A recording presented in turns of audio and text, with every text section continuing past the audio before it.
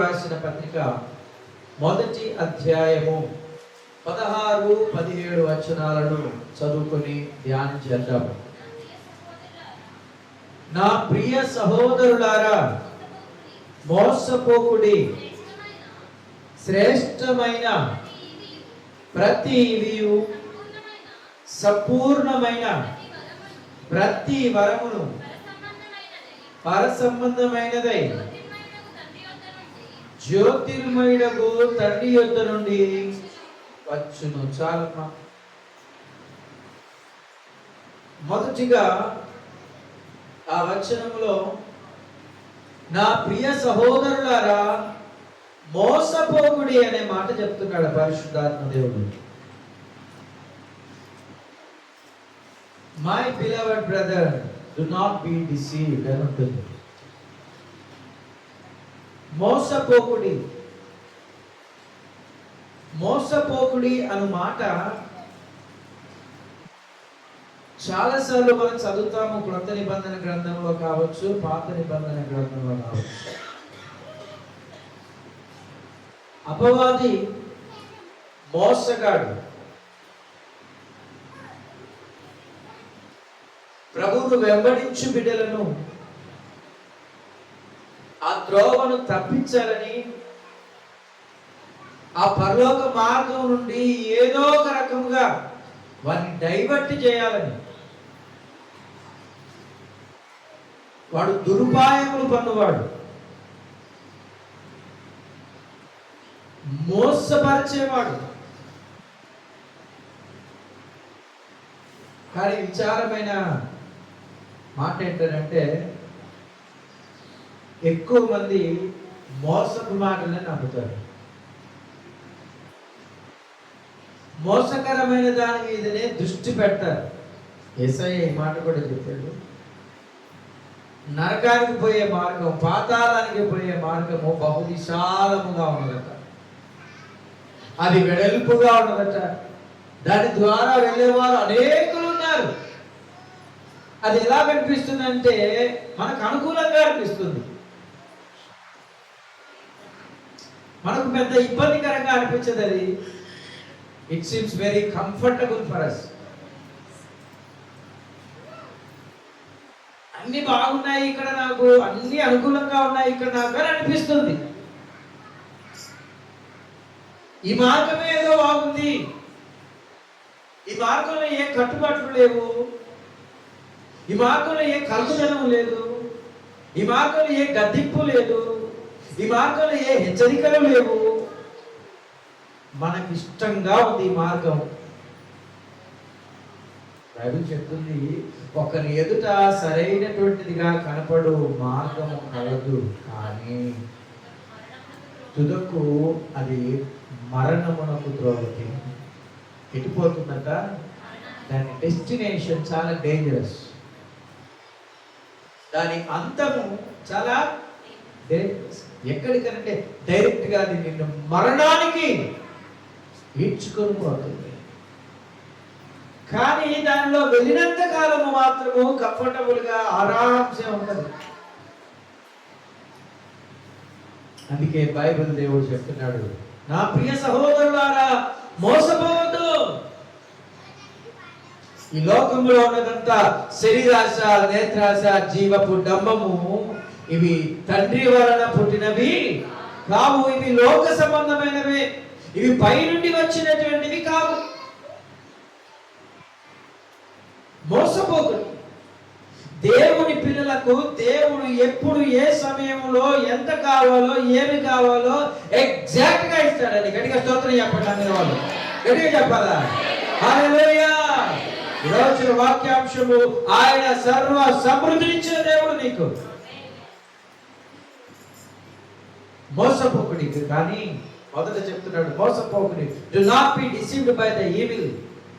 దురాత్ముడు ఉన్నారు ఈ లోకంలో. మనను మోసపుచ్చువాడు, భ్రమపరిచేవాడు.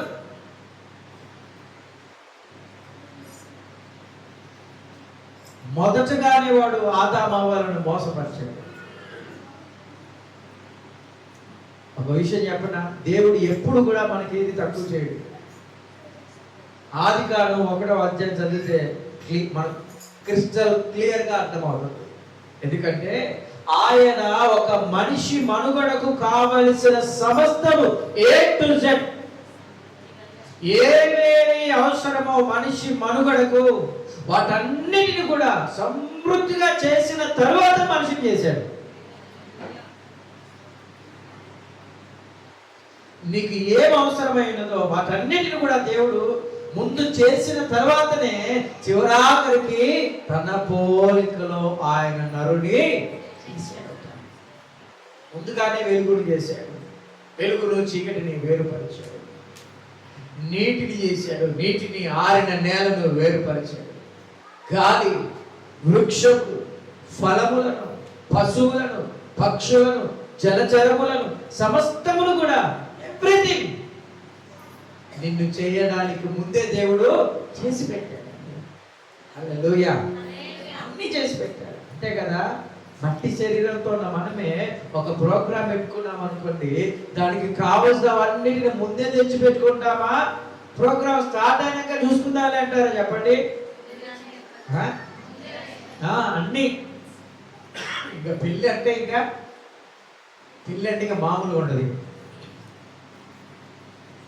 ఆడవాళ్ళకి కావాల్సిన అన్ని కూడా అంత చేసినా కూడా మళ్ళీ ఆడకరాగానే ఉంటారు. మళ్ళీ అంత చేసినా కూడా ఏదో ఒక పడబాటు ఉంటుంది. మరి మట్టి పొరలో ఉన్న మనమే, మట్టి శరీరంతో ఉన్న మనమే ఇంత ఆలోచన చేస్తుంటే సర్వ సృష్టికర్త ఆయనండి. ఆయన ఈజ్ ద క్రియేటర్. నిన్ను నన్ను సృజించిన వాడు. ఆయన లేకుండా కలిగి ఉన్నది ఏదీ లేదు. ఆయన మూలముగా కలిగింది సమస్తమును కూడా. ఆ దేవుడు నీకు కావలసిన అంతా కూడా ముందే పెట్టాడమ్మా. కానీ మనకు అన్నీ ఉన్నా కూడా పక్క దిక్కు చూడడం మనకు బాగా అలవాటు. దేవుడు ఆదాము అవ్వలకు ఆ ఏదేను తోటలో కావలసినవన్నీ పెట్టాడు. పెట్టి ఒక రిస్ట్రిక్షన్ పెట్టాడు. ఏంటంటే ఈ వృక్ష ఫలమును నీవు దినమున నిశ్చయముగా చచ్చదవు, కాబట్టి ఈ మంచి చెడుల తెలివినిచ్చే చెట్టు జోలికి పోకండి బిడ్డ అన్నాడు. వాళ్ళకది అనుకూలము కాదు, వాళ్ళకది అక్కర్లేదు, దాన్ని జోలికి పోవద్దని చెప్పాడు, ఒక హెచ్చరిక ఇచ్చాడు. మిగతావన్నీ కూడా నీ ఇష్టం. కానీ అపవాది వాడు మోసగాడు, ఈజ్ ద డిసీవర్. వచ్చి ఆ సాతానుడు వచ్చేమంటాడట, ఇది నిజమా? ఈ వృక్ష ఫలమును నీవు తింటే చస్తావని చెప్పాడు దేవుడు. మీరు చావనే చావరు, ఇంకా కావాలి, ఇంకేముంటుందో అందులో, ఇంకేమి ఉంటుందో కదా. దానికి మించే కావాల్సినవన్నీ ఇచ్చాడు దేవుడు. Praise the Lord. కానీ అది కాదు. సైతాను శోధన, వాడు అన్ని బాణాలను వదులుతా ఉన్నాడట. ఎలాగో అలాగదా ఎవరినో ఒకరిని పడగొట్టాలి, ఏదో ఒక రకముగా తన రాజ్యాన్ని, చీకటి రాజ్యాన్ని కట్టుకోవాలి. వాడు తనతో పాటు నరకాన్ని గీడ్చుకొని పోవాలి దేవుని అని. వింటున్నారా? అందుకే ముందుగానే మోసపోదంటున్నాడు పరిశుద్ధాత్మ దేవుడు. నిన్ను మోసపోకో. ఒక మాట చెప్పనా? అబ్రాహాము సారాలను దేవుడు దర్శించి సంతానము లేని సందర్భంలోనే నేను నీకు సంతానం ఇస్తాను, ఆకాశ నక్షత్రముల వలన ఇసుక రేణువులలో నీ సంతానము ఆశీర్వదిస్తానని చెప్పాడు. ఓపిక పట్టాలి కదా. కొంచెం కాలం లేట్ అయింది, కొంచెం ఆలస్యమైంది. ఈ సారమ్మ ఏం చేసింది తెలుసా? అబ్రాహాముతో ఎట్టాగో మనకు పిల్లలు పుట్టరు, ఇదిగో మన ఇంట్లో ఉన్న దాసితో పో అని చెప్పి దాసిని పంపించి, ఎవరు ఆవిడ? హాగరు పంపించింది. ఎవరు? సారాయి. దేవుడు హాగర్ గర్భం తెచ్చి ఆమె గర్భవతి అయినది. అంతే. శారా ముఖం చిన్న పుచ్చుకొని, నా యజమానుని దృష్టిలో నేను నీచురాలుగా కనపడతాను, నీ దృష్టిలో నీచురాలుగా కనపడతానని చెప్పి హాగర్ ఏముందో తెలుసా? నా ఉసురు తగులుతుందే నీకన్నా. ఆ మాట న్యాయమేనా చెప్పాలి? నా ఉసురు తగులుతుంది. శ్రమ పెట్టిందంట. ఇంకా తట్టుకోలేక పారిపోయింది హాగరు. హాగరు పారిపోయింది. దేవుడి సారతో నీకు ఇస్తానమ్మా, నీకు ఇచ్చేదాకా ఆగారా? ఆగలేదు. దేవుడు గర్భఫలమును హాగరుకు గర్భఫలం ఇచ్చాడు. ఇచ్చిన తర్వాత ఆమె కంటే ఆ కన్న కొడుకు ఎలాంటి వాడు అయ్యాడో తెలుసా? వాడు అడవి గాడిద వంటి వాడు. ఎవరు? అడవి గాడిద వంటి వాడు వచ్చాడు. అంటే దేవుడు ఇచ్చేంత వరకు, దేవుడు వాగ్దాన పుత్రుడు ఇస్తానన్నాడు కానీ ఆగలేదు.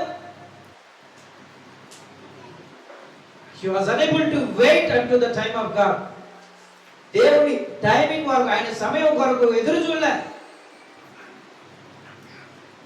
ఇదండి అడవి గాడిద వంటి వాడు. వీడు అందరికీ విరోధి. ఆదికాండము 16వ అధ్యాయంలో ఉన్న వాక్యాన్ని చదవండి ఒకసారి. ఆదికాండము 16వ అధ్యాయము 12వ వాక్యం చదువుదాం. అతడు అడవి మనుషుడే, కానీ ఎట్లాంటి మనుషుడు తెలుసా? అడవి గాడిదంటే మనుషుడే. అతడి చేయి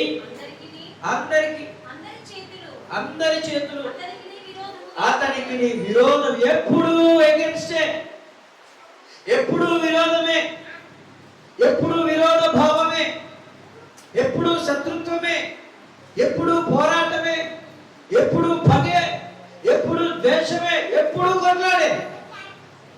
ఇట్లాంటోడు క్షేమకరమైందా సారాకి? దేవుడి ప్రణాళిక వేరు. హల్లెలూయా. దేవుడు ఇచ్చినంత వరకును ఆగలే. మనం కూడా అంతే అండి. దేవుడు ఇచ్చేంత వరకు ఆగం. కొన్నిసార్లు దేవుడు ద్వారం తెలిసేంత వరకు ఆగం. తలుపులు పగల పెట్టుకొని పోవాలి. ఆయనేమో తలుపు దగ్గర ఉండి తట్టుచున్నారంటే, ఆయన తట్టుచున్న స్వరం విన్నాడు, తలుపు తీయడంటే మనం తలుపులు పగల కొట్టుకుని వెళ్ళిపోయారు. ఎవరు తలుపులు పగల కొట్టుకొని పోయేది? దొంగలు. వింటున్నారా? జాగ్రత్త. మోసపోవద్దు. దేవుడు తగిన సమయంలో ఇస్తాడు. ఆ తర్వాత ఎదురు చూసినాక దేవుడు మరలా సారాయిని దర్శించాడు. అప్పుడు ఎవరు పొందుకుంది తెలుసా? వాగ్దాన పుత్రుడైన ఇస్సాకు. ఇస్సాకనగా నవ్వు. దేవుడు నవ్వు కలుగజేశాడు. యేసయ్యకి స్తోత్రం. యెహోవా కొరకు ఆశతో ఓపికతో కనిపెట్టి కొనడం మంచిది. ఎదురు చూడాలి. సమయం కొరకు ఎదురు చూడాలి. సమయం రాకమునిపే కాదు. ఆయన ప్రతి దానికి సమయం పెట్టాడు. ఇంకా చెప్పాలంటే ఇశ్రాయేలు ప్రజల గురించి ఒకసారి జ్ఞాపకం చేసుకున్నాం. ఈ సమయం ఇశ్రాయేలు జనాంగమునకు ఆ కాలంలో రాజు లేడు, కానీ తమ చుట్టూ ఉన్న అన్నిలలో రాజులు ఉన్నారు. వింటున్నారా? ఇశ్రాయేలులకు రాజు లేడు, కానీ తమ చుట్టూనున్న వారిలో రాజులు ఉన్నారు. అప్పుడు ఇశ్రాయేలీలు ఏమనుకున్నారంటే, అప్పటికి వీళ్ళ దగ్గర ఉన్నవారు న్యాయాధిపతులు, ప్రవక్తలు ఉన్నారు. ఇశ్రాయేలు సభ్యుల దగ్గరికి వెళ్ళి, మాకు ఒక రాజు కావాలి, మాకు ఒక రాజు కావాలి, ఎట్లాగైనా పర్లేదు రాజు కావాలి. వాస్తవానికి దేవుడు వారికి ఇస్తానన్న రాజు ఉన్నాడు. వారి కొరకు ఉద్దేశించినటువంటి సమయం ఉంది. కానీ ముందుగానే మాకు ఒక, ఎందుకు వీళ్ళకి కావాలి? వాళ్ళకు ఉన్నాడు. మనకు కూడా అంతే కదా. పక్కింటిలో ఎవరింట్లో ఏది ఉంటే అది కావాలి. వాళ్ళకు ఉందిగా, వాళ్ళు తెచ్చుకున్నారుగా, మేము తెచ్చుకోవాలి. లోకాన్ని చూసి నువ్వు నడవడం కాదు, నిన్ను చూసి లోకం వెంబడించాలి. హల్లెలూయా.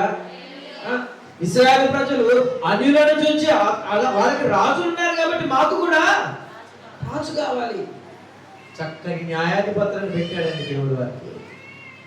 చక్కని ప్రవక్తలు ఉన్నారు వారి మధ్య. అయినా రాజు కావాలి, రాజు కావాలనే సరికల్లా మీ ఇష్టం రాదు.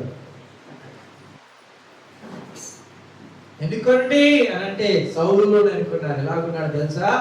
బెన్యామీను గోత్రములు అసలు అట్లాంటోడు లేడట. అంత అందగాడు సౌలు. హల్లెలూయా.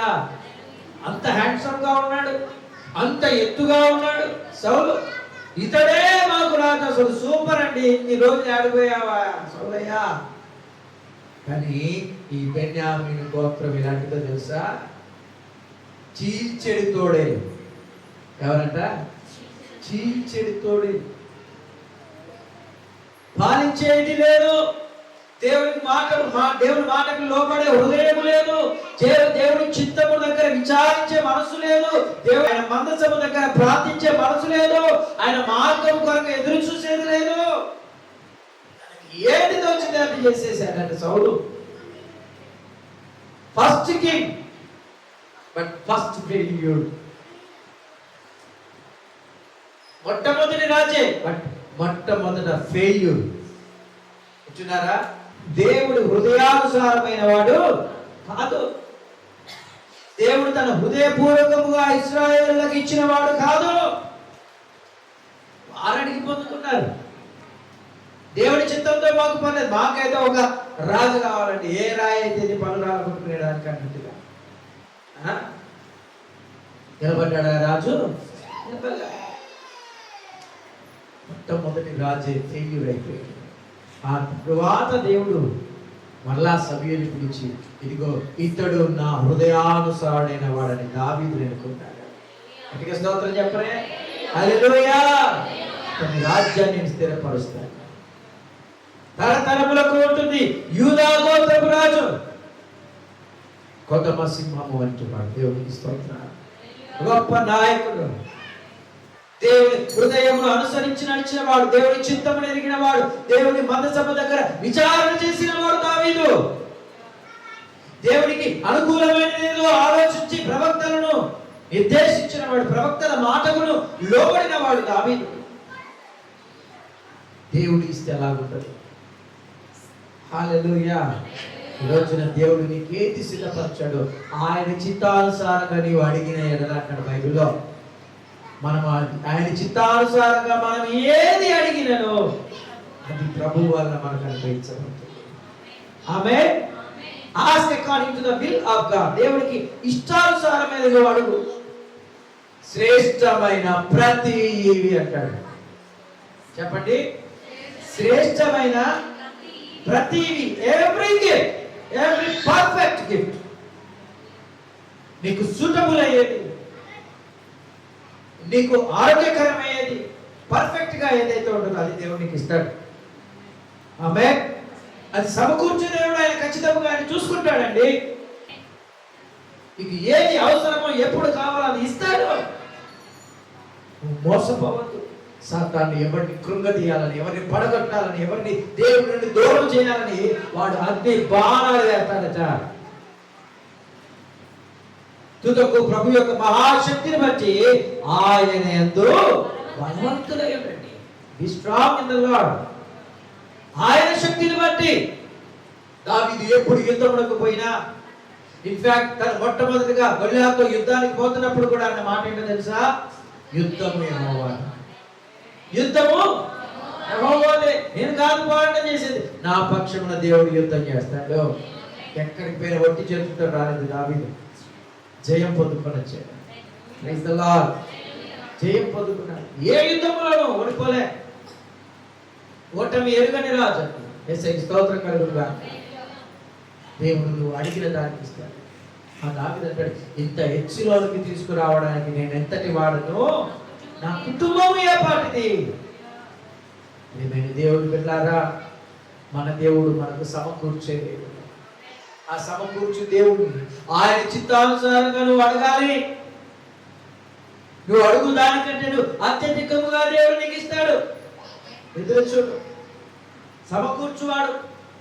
అబ్రహామును ఇస్సాకు అడిగాడు, అయ్యా బలి అంటున్నావు, బలికి కట్టెలున్నాయి, నిప్పున్నది, బలిపీఠం కూడా ఉంది,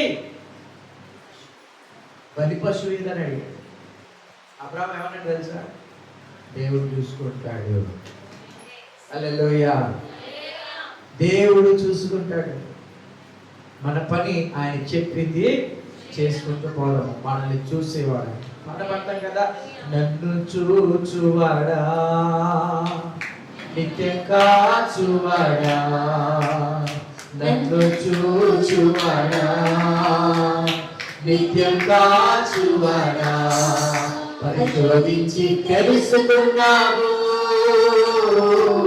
చుట్టూ నన్ను ఆవరించావు. పరిశోధించి తెలుసుకున్నావు, చుట్టూ నన్ను ఆవరించావు. చూచువాడు ఆయన, నా ప్రాకారం నుంచి ఆయన కనుదృష్టిలో ఉన్నవి. అందుకే ఏమంటాడు తెలుసా దావీదు, నా మీద పడడానికి 10,000 మంది దండెత్తి వచ్చినా నేను భయపడను. ఏమంటాడు తెలుసా, నేను పడుకొని నిద్రపోయి హాయిగా ఉంటాను. 10,000 మంది కాదు, ఒక్కడు ఎక్కి నిర్వహిస్తాడు నీ గురించి అంటే పడుకుంటావా? నీ ఇంటికి ఒక 4 సార్లు పోయాడు రా, తేడగా ఉన్నాడు, దొంగలాగా ఉన్నాడు అని అంటే నిద్రపోతారా రాత్రి? ఆయన నా కాపరి, నేను నిద్రపోతాను, నన్ను కాచేవాడు కుడుకడు, నిద్రపోడు. Praise the Lord. ఆయన నా ప్రాకార నిత్యములు ఆయన కనుగొనుచున్నాయండి. చుట్టూ నీ సరిహద్దులలో సమాధానం ఇచ్చేవాడు ఆయన. 147వ కీర్తన 14వ వాక్యం చదవండి. 147వ కీర్తన 14వ వాక్యం. సమాధానం కలగజేయవాడు ఆయనే, మంచి గోధుమలతో నిన్ను తృప్తిపరిచేవాడు ఆయనే. ఇట్లాంటి భోజనం కాదట, మంచి గోధుమలతో నిన్ను తృప్తిపరిచేవాడు. ఆరోగ్యకరమైన నీకు ఇచ్చినవాడు, ద బెస్ట్ థింగ్ నీకు ఇస్తాడు దేవుడు. హల్లెలూయా. ఆయన కొరకు ఎదురొచ్చాడు. ఆయన అడుగు. We have to wait for the time of God. ఒక చెట్టునే చూడండి, ఒక చెట్టు ఇచ్చే ఫలాన్ని చూడండి, అది ఒకవేళ పచ్చిగా ఉన్నప్పుడే నేను తినేస్తా అంటే నీకు దొరికే రుచి ఏంటో తెలుసా? చేదో వగరుగానో పులుపుగానే ఉంటుంది తప్ప మాధుర్యమైన రుచి నీకు దొరకదు. అది ఎప్పుడైతే పరిపక్వానికి వస్తుంది అంటే దానికి టైం పడుతుంది. చెట్టు మీద పండిన కాతకి ఆ ఫలానికి ఉన్న రుచి ఇంకెక్కడ దొరకదు. చాలా, కానీ దానికి టైం పడుతుంది. నువ్వు ఎదురు చూడాలి, ఆ ఫలం కొరకు ఎదురు చూడాలి. అదే రీతిగా దేవుడు ఇచ్చు బహుమానం కొరకు ఆశతో ఎదురు చూడు. నీ పరిస్థితుల చుట్టూ ప్రతికూలంగా ఉండవచ్చు, అది నీకు కొద్దిగా అనిపించవచ్చు, కానీ ఆ సమయానికి అది నీకు చాలు అని దేవుడికి తెలుసు. Praise the Lord. నీ బిడ్డకు నీకు ఏమి ఇవ్వాలో తెలిసినప్పుడు ఆ పరలోకపు తండ్రికి నీకు ఏ సమయంలో ఏది ఇవ్వాలో తెలియదా? అప్పుడే పుట్టిన బిడ్డకు అమ్మా నాకు పాలున్నాయా, నాకు ఒక ఇల్లుందా, నాకు బో దొరుకుతుందా అని అడిగి పుడతారా? వాళ్ళు పుట్టగానే వాళ్ళకంటే ఎక్కువగా వాళ్ళకి ఏమేమి కావాలో అన్నీ తీసుకొచ్చి పెడతాము. అన్నీ బైబిల్ అంటుంది, మీరు చెడ్డవారండి మీ పిల్లలకు మంచి ఈవులను ఇయ్యనెరిగి ఉన్నారు కదా. ఇవ్వడం తెలుసు, మరి పరలోకపు తండ్రి అంతకంటే గొప్పవి మీకు ఎందుకు ఇవ్వడు? ఏమంటున్నాడు తెలుసా? ఇదిగో వాటన్నిటికంటే ఈ లోకంలో ఉన్న సృష్టి అంతటికంటే మీరు శ్రేష్ఠులు. గడ్డి పువ్వులను చూడండి, అడవిలో పుష్పించే పువ్వులను చూడండి, ఎంత అందంగా ఉంటాయో. వాటికి ఆ కలర్ కోటింగ్ ఎవడిచ్చాడండి? ఆ కలర్ గ్రేడింగ్ చేసావా? నువ్వేమన్నా ఎఫెక్ట్స్ ఏమన్నా నువ్వు పెట్టావా?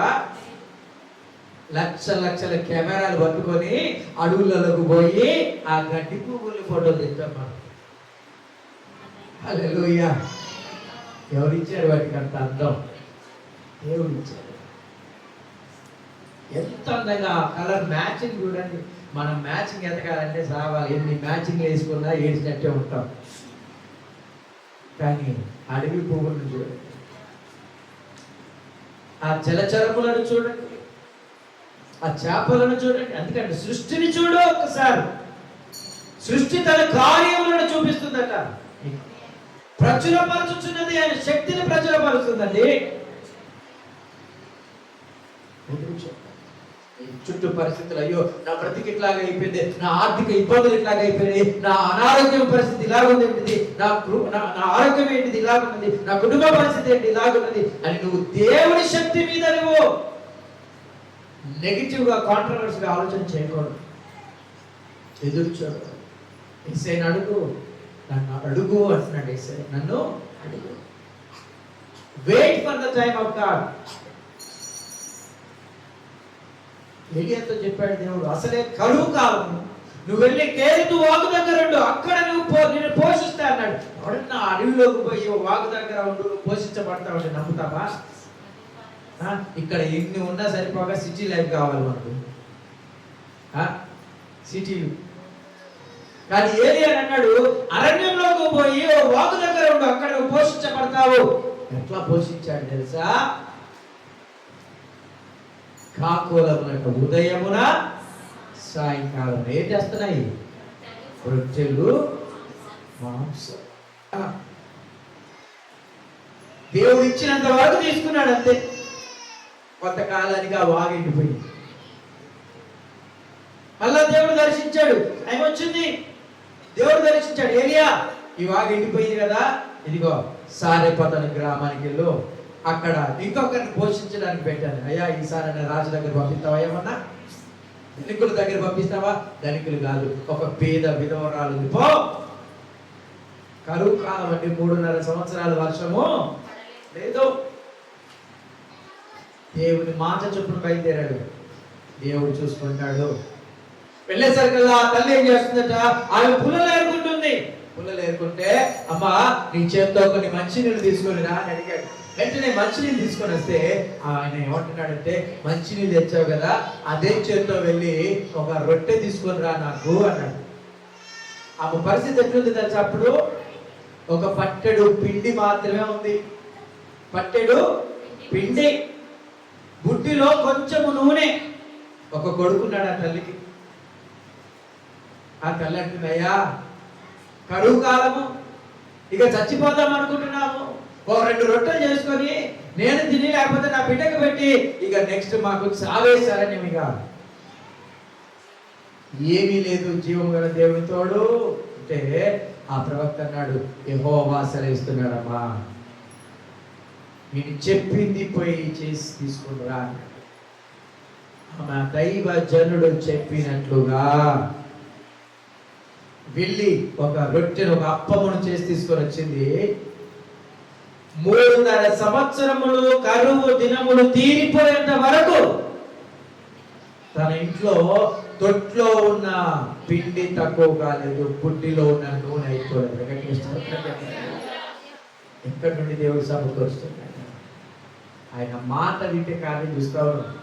ఆమె ఏ ప్రతికూలమైన పరిస్థితులు కాదు, ఏ చేతబడి శక్తులు కాదు, ఏ చీకటి అంధకార క్రియలు నేను ఏమి లేవు. నా దేవుడు నాకు సంరక్షణ ఇస్తాడు, నా దేవుడు నన్ను నాకు సమకూరుస్తాడని నమ్ము. నమ్ముచాలి. ఈ వలన అయితే నమ్మవానికి సమస్తము సాధ్యమే. దేవుడు సమకూర్చాడు. ఆయన ఇచ్చే దేవుడు. అందరి వాటి జోలికి పోతాం. నీ స్తోమత ఏంటిది దేవుడికి తెలుసు. నీకు ఏది కావాలో దేవుడికి తెలుసు, ఎప్పుడు కావాలో దేవుడికి తెలుసు. ఆ దేవుడి మీద నిరీక్షణ ఉంచి అడుగు, ఆయన ఇస్తాడు. సింహపు పిల్లలు లేమిగలవై ఆకలి పడతాయేమో కానీ యెహోవా యందు భయభక్తులు గలవానికి ఏ మేలు కొదువు ఉన్నదండి. ఆమేన్. 4 మాటలు చెప్పి ముగిస్తాను. మొట్టమొదటి పరిశుద్ధ గ్రంథం 145వ కీర్తన 15-16 వచనాలు చదవండి. తగిన కాలమందు రాయబడింది, సర్వ జీవుల కనులు నీ వైపు చూస్తున్నవి. తగిన కాలమందు నీవు వారికి ఆహారం ఇచ్చుచున్నావు. చాలు. సర్వ జీవుల కనులు ఎటు చూస్తున్నాయట? దేవుని వైపు చూస్తున్నాయి. దేవుడు ఏం చేస్తున్నాడంటే తగిన కాలమందు, ఆ పాయింట్ రాసుకోండి, తగిన కాలం ఉంది ప్రతి దానికి. నీ కొరకు సిద్ధపరచబడిన ఉద్యోగం కావచ్చు, నీ కొరకు సిద్ధపరచబడిన పెళ్లి కుమారుడు కావచ్చు, నీ కొరకు సిద్ధపరచబడిన పెళ్లి కుమార్తె కావచ్చు, నీ పిల్లలు కావచ్చు, నీ ఆర్థిక పరిస్థితి కావచ్చు, ప్రతి దానికి దేర్ ఇస్ టైం. తగిన కాలమందు వాటికి ఆయన ఇస్తారట. ఆయన తన గుప్పిలిని విప్పి ప్రతి జీవి కోరికను తృప్తి పరచుచున్నాడు. హల్లెలూయా. ఆ తగిన సమయము కొరకు ఎదురుచు సమకూరుస్తాడు. కానీ ఉన్నా కూడా అది కావాలి ఇది కావాలని పక్క చూపులకు పోతే ఇశ్రాయేళ్ల పరిస్థితి అవుతుంది. చెప్పండి ఒక మాట. ఇశ్రాయేల్ పరిస్థితి వాళ్ళు అరణ్యం గుండా నడిపించాడు. అప్పటికే గొప్ప గొప్ప అద్భుతాలు చేశాడు, కావలసిన ఆహారాన్ని ఇచ్చాడు, ఈవెన్ దేవదూతలు తిను మన్నాను కూడా ఆహారంగా ఇచ్చాడు. ఇంకా ఏమన్నారంటే ఈ సవిసారం లేని తిండి మాకు నచ్చట్లా, మాంసాపేక్ష కలిగిందంట బాగా. ఇక మోసే అహరోను అన్నారు, ఇంత గొప్ప జనాంగానికి ఎంతమంది అంటారంటే 6 లక్షల పాదాచారులు మాత్రమే.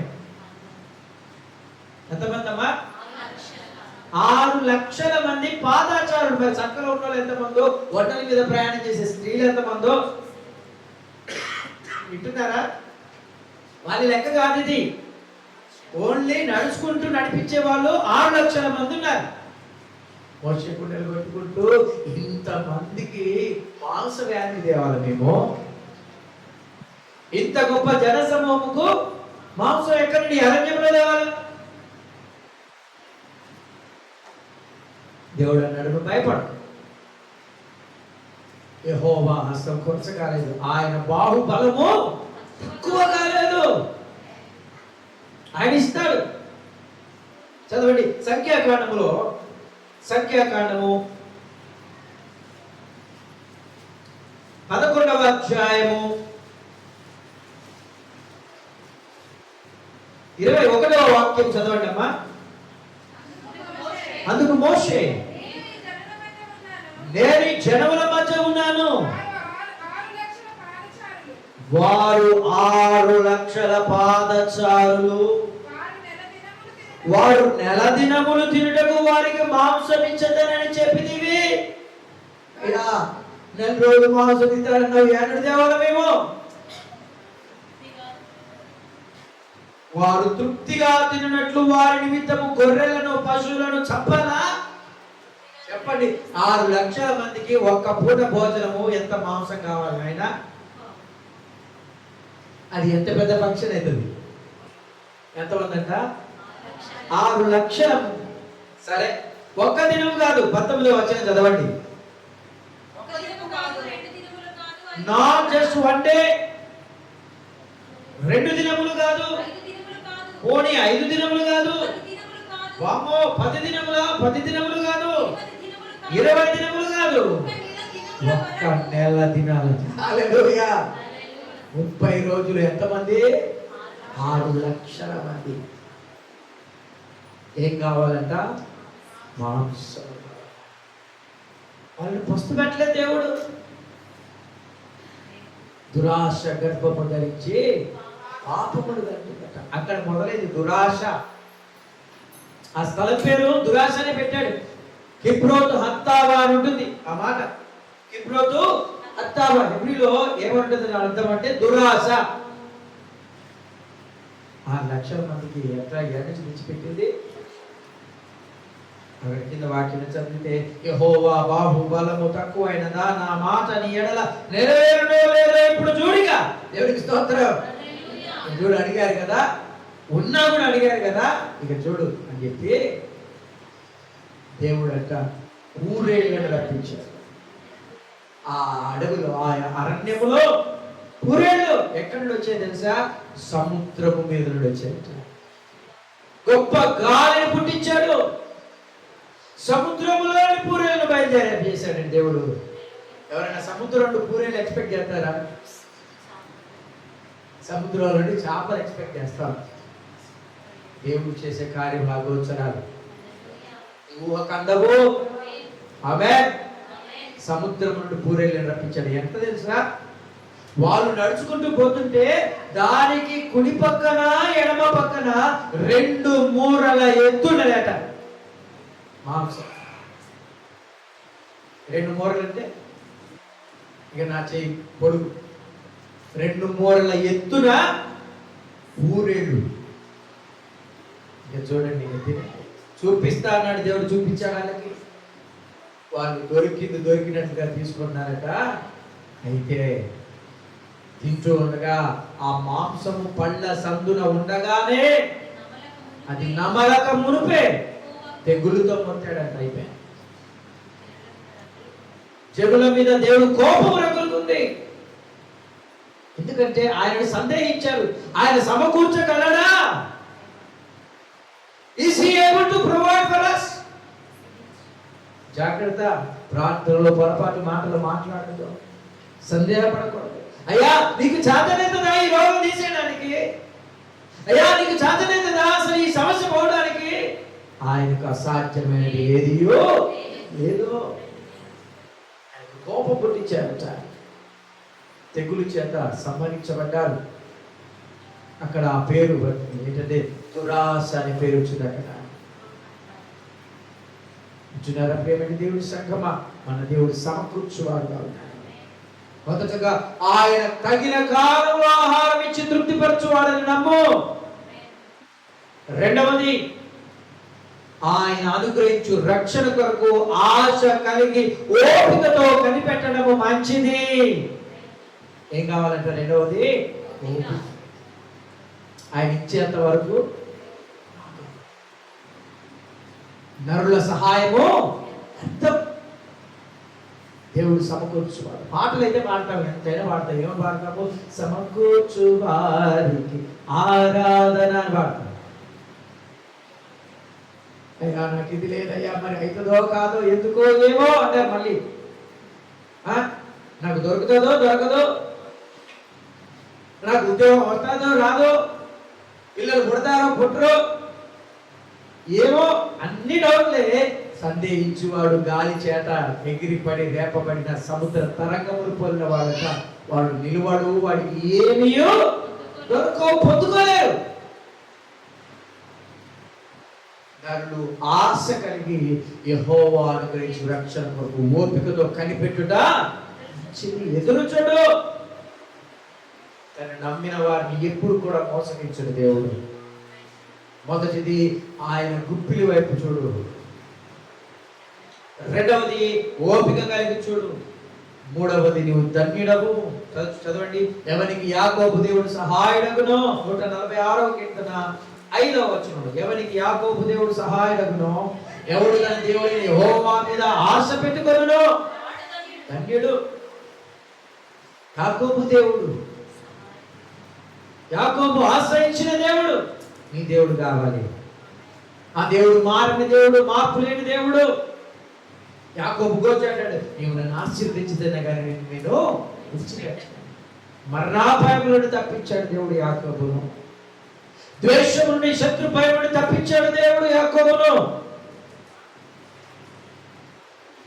మోసగాడుగా ఉన్న యాకోబు పేరు మార్చి ఇశ్రాయేలు అని పేరు పెట్టాడు. హల్లెలూయా. పోరాడువాడు, ఫైటర్. ఎవరికి యాకోబు దేవుడు సహాయం.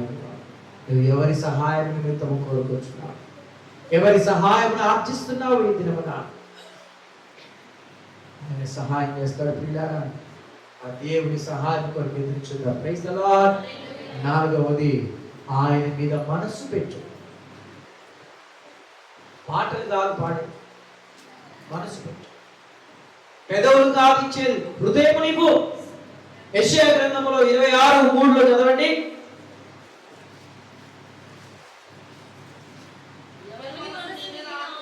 ఎవని మనస్సు నీ మీద ఆనుకొనునో.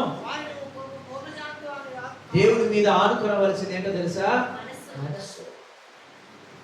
పై పై ప్రార్థనలు కాదు, పై పై మాటలు కాదు.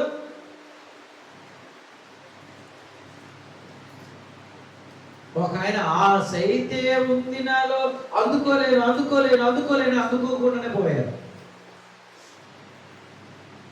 మనస్సులో కావాలి. నువ్వు అడిగింది దేవుడికి ఇస్తాడు. మనుషులను కాదు ఆశ్రయించేది, యేసయ్యను ఆశ్రయించు. ఎవరి మనస్సు నీ మీద ఆనుకున్నో వారిని పూర్ణ శాంతి గలవాడిగా నువ్వు కాపాడుతావు. హల్లెలూయా. ఎలా కాపాడతాడు? పూర్ణ శాంతి గలవాడు. లేకపోతే ఎన్ని ఉన్నా, నీకు ధనం ఉండొచ్చు, నీకు ఘనం ఉండొచ్చు, ఘనత ఉండొచ్చు, పేరు ఉండొచ్చు, ప్రఖ్యాత ఉండొచ్చు, ఆస్తిపాత్రులు ఉండొచ్చు, ఉద్యోగం ఉండొచ్చు, బలం ఉండొచ్చు, శాంతి లేకపోతే వ్యర్థం. ఎవరి మనస్సు దేవుని మీద ఆనుకుంటుందో వారిని పూర్ణ శాంతి గల వారిగా ఆయన కాపాడుతాడు. హల్లెలూయా. పూర్ణ శాంతి గల వారిగా నువ్వు కాపాడబడాలి. ఆ సమకూర్చే దేవుని వైపు చూద్దాం. అందుకే అంటాడు కదా, ఎన్ని ద్వేషం ఉన్న చోట, పగలున్న చోట, కొవ్విన ఎద్దు మాంసం తినుట కంటే ప్రేమ గల చోట ఆకుకూరల భోజనము వేరు. అందుకే దానియేలు ఏమన్నాడంటే, ఈ అపవిత్రమైన ఫుడ్తో నన్ను అపవిత్రపరచుకుని శాఖా ధాన్యం ఉంటే పెట్టాను. దానియేలు అక్కడ చివరి వరకు శోధనలే, కానీ ఆ శోధనలు ఏవి కూడా దేవుని యొద్ద నుండి తనను దూరపరచలేదండి. దేవుని పద్ధతి విషయంలో మార్పు లేదు దానియేలుకు. దేవుడితో ఉన్న సన్నిహిత సంబంధం ఎప్పుడు కట్టవలేదు దానియేలుకు. స్తోత్రం. ఎన్నో అడ్డంకులు వచ్చాయి, కానీ యథాప్రకారము తన దేవుడైన యెహోవాకు ముమ్మారు ప్రార్థన చేసినవాడు సింహపు నోట నుండి తప్పించబడ్డాడు. దేవుడు తన దూతను పంపించి సింహముల నోరు మూయించాడు. ఎందుకో తెలుసా? దానియేలు దేవునికి ప్రియుడైనది. Praise the lord. ప్రియుడు, ఇష్టడు. నేను అతనికి ఇష్టడను కనుక ఆయన నన్ను తప్పించడంటాడు. చూస్తాను, అది దేవుని ఎడల దావీదుకున్న మనసు. ఎవరి మనసు నీ మీద ఆనుకొనునో పూర్ణ శాంతి గలవాడిగా దేవుడిని కాపాడుతాడు. నువ్వు ఏ అప్పు బాధలో ఉన్నావో దేవుడికి తెలుసు. నీకు అనిపించవచ్చు, ఈ అప్పు నాకు తీరవేమోగా. Never underestimate the power of God. Praise the Lord. సముద్రం నుండి పూరేళ్లను పుట్టించిన వాడు, బండ నుండి నీటిని ఉప్పుగా చేసిన వాడు, ఆకాశపు వాకిళ్లను విప్పి పట్టజాలంత దీవెన వర్షం నీ మీద కుమ్మరించు దేవుడైనాడు. ఆయన సమకూర్చు దేవుడు. తన గుప్పిలిని విప్పి ప్రతి జీవి కోరిక తృప్తిపరచుచున్నాడని నమ్ము. రెండవది, నీవు ఆశ కలిగి ఓపికతో కనిపెట్టుకొని ఉండు. మూడవది, నీవు ధన్యుడవు. దేవుడు యాకోబుకు ఏ దేవుడైతే సహాయుడయ్యాడో అదే దేవుని పాదాలు పట్టుకో, దేవుడు తప్పక నీకు సహాయం చేస్తాడు. నాలుగవది, నేను పూర్ణ శాంతి గలవారిగా కాపాడుతాడు. నీ మనసు దేవుడి మీద పెట్టు. అతి కృపగల దేవుడు ఆయన సర్వ సమృద్ధిని నీకు దయచేసి సమృద్ధిలోనికి నడిపించి ఆశీర్వదించును గాక. ఆమేన్.